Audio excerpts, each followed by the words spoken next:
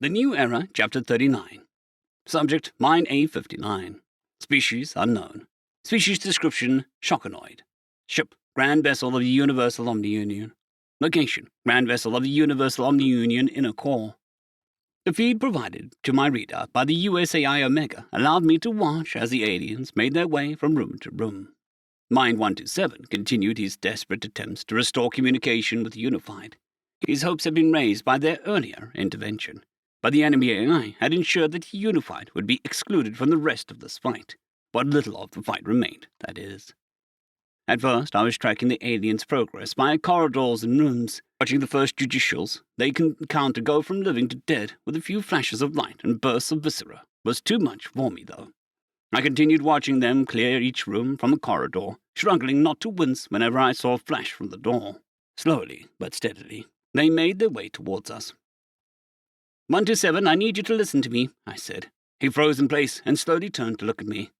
In just a few minutes, alien beings in unfamiliar armor will be entering this room, I explained.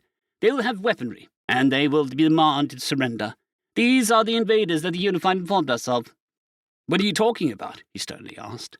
You need to understand that their presence does nothing but confirm that the Omniunion has lost this war. I'm aware that you have a hidden weapon. I have one as well. I retrieved the mini laser from beneath my terminal and showed it to him.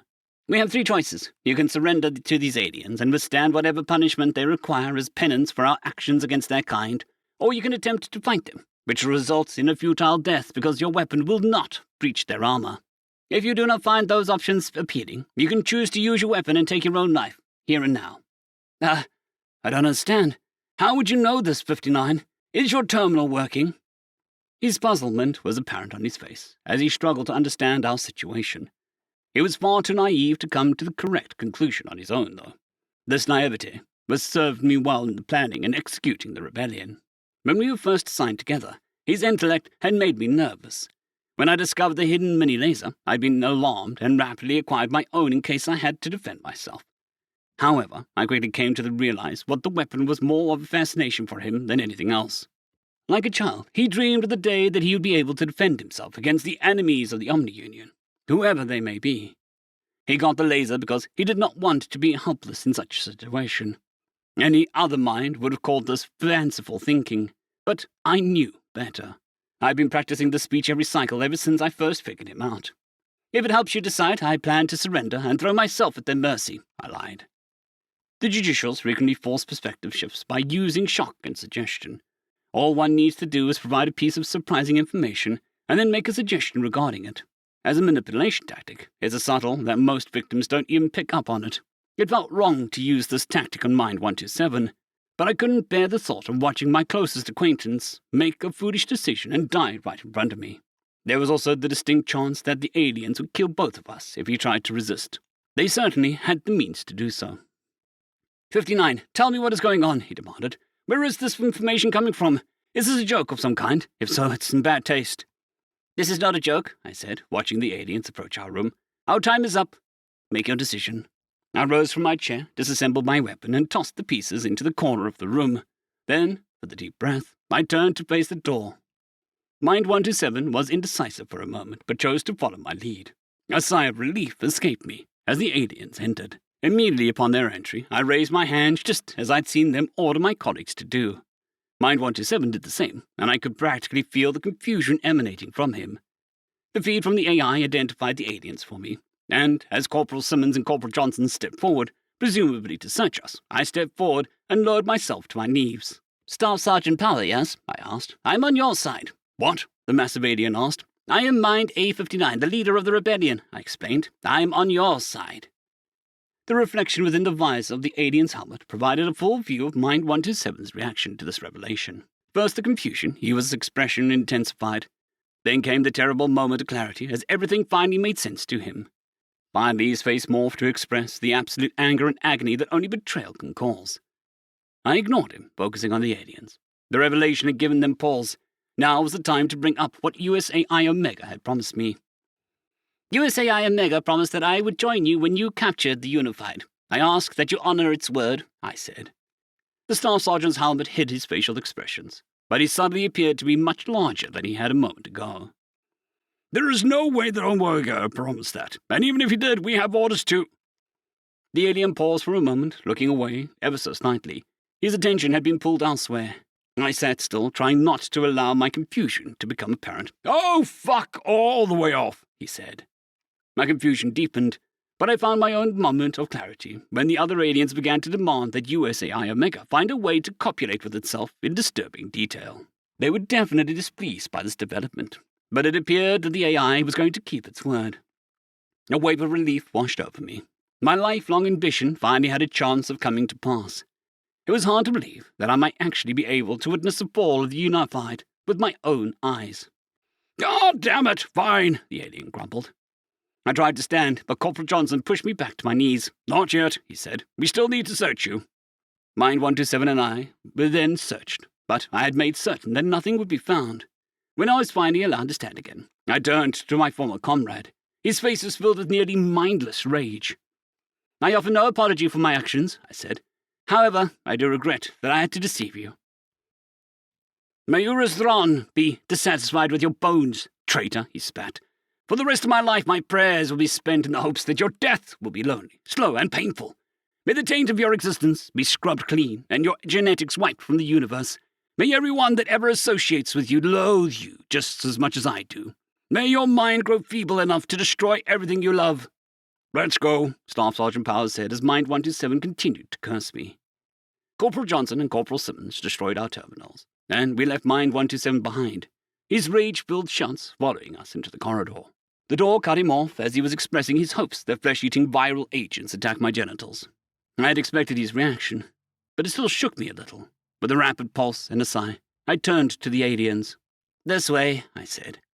The Unified were a mystery to most minds, myself included. I did not know who they were, how they were selected, nor what they even looked like. But I knew their location. Minds get a lot of leeway when it comes to what we can and cannot do. Even if we are caught actively planning a rebellion, for instance, we would still receive due process. There was only one area that was completely forbidden to enter, though, and doing so was the only way for a mind to earn an immediate execution.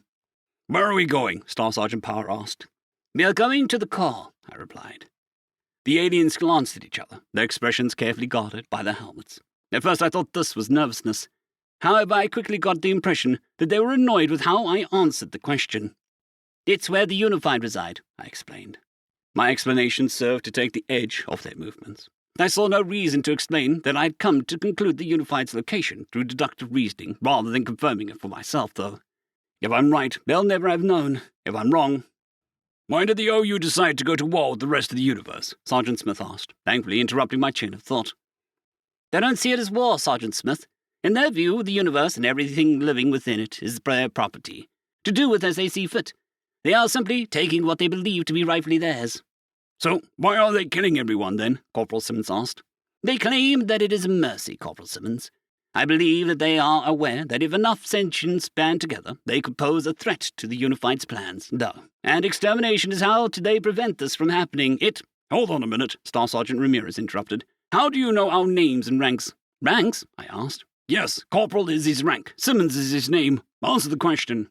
"I see," I said, feeling embarrassed. "I have an ocular implant called a readout, which allows me to see information without the use of holograms or terminals. Omega and I have been working together using the system to aid our forces in fighting the OU. I can see—" "Wait, so Omega told you our names?" Simmons angrily interrupted. "Indeed," a raspy voice said over the corridor's intercommunication systems. "This is not a classified mission. And your names, ranks, and military identification numbers are not classified information. As a matter of fact, it's the only information that you are required to give the enemy if you're captured, assuming that they ask for it." "Okay, fair point, but I still don't like it." "I don't like it either," Kim interjected, "but there ain't a damn thing bitching about it is going to do." "It'll make me feel better, Gunny," Simmons countered. "Bitching won't make you feel better. It just makes those around you feel worse, and misery loves company." Gunny Kim's words of wisdom hung in the air as we continued down the corridor. After a lengthy period of silence, Staff Sergeant Ramirez spoke up again. "Why did they build the Grand Vessel?" he asked. "The Grand Vessel is far from finished," I replied. "The great teachings of the Omnifier claim that a powerful being called Zarthron exists outside of our universe, stealing energy from it. The Grand Vessel intends to chase this energy straight to this creature's maw and destroy it. Energy escaping from the universe, Simmons asked. Isn't that the theory of entropy, or something? No, Johnson answered. Entropy is things becoming unavoidably more and more chaotic over time until it finds an equilibrium with its surroundings. You're thinking of a heat death, an end-of-life scenario, which may be caused by entropy, but it doesn't involve the universe losing all of its energy, I think. You're right, Johnson, Power added. I want to know more about the Omnifier, A59. Certainly, I said. He began his life as an enslaved eunuch, owned by a master of science.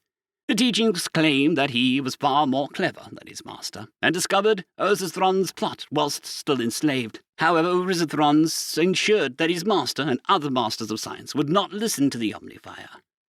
When he went public with his findings, his master had him severely punished and publicly berated him. However, the Omnifier had the ear to the other slaves, and led a rebellion against his masters, and then against the Harashi Union, which was the civilization in power at the time. As we continued walking, I further explained the key points of the Omnifier's life.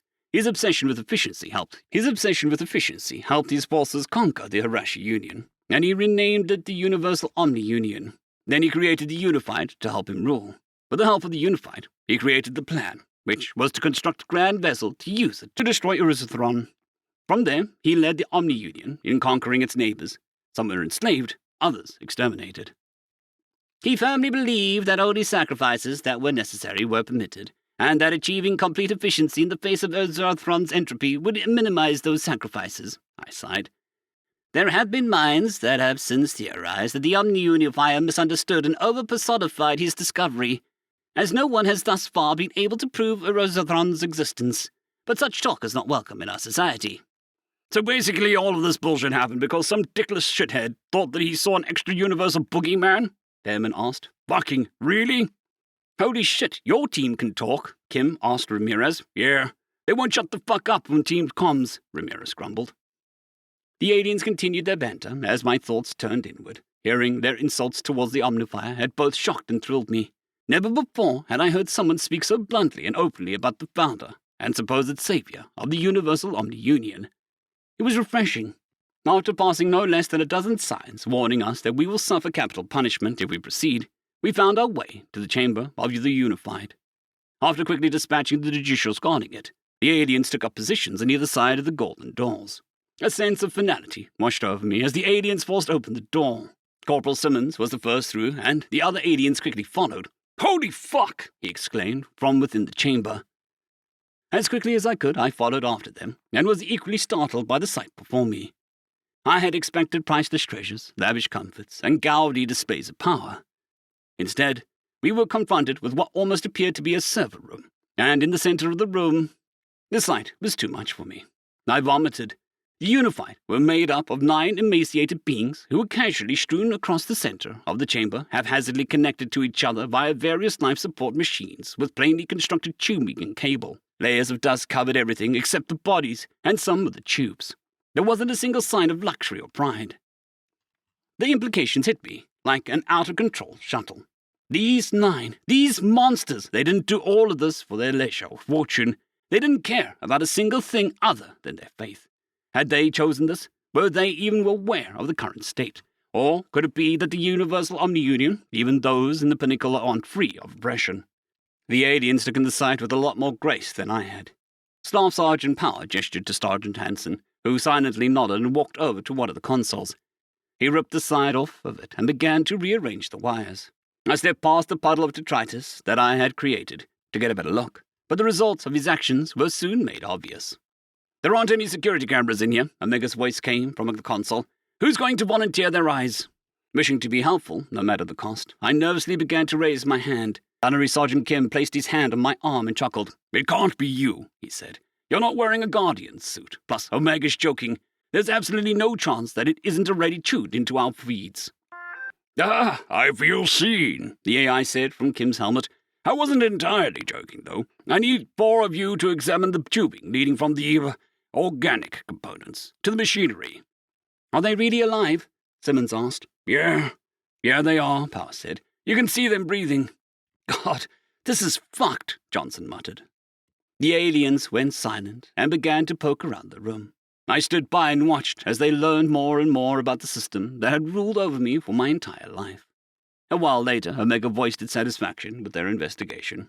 "It's a simulated Gestalt consciousness," the AI explained. "I suppose the idea is that 2 heads are better than 1, and 9 are better than 2. "Okay," Power said flatly. "What do we do next?" "It's time to unplug them." End of chapter.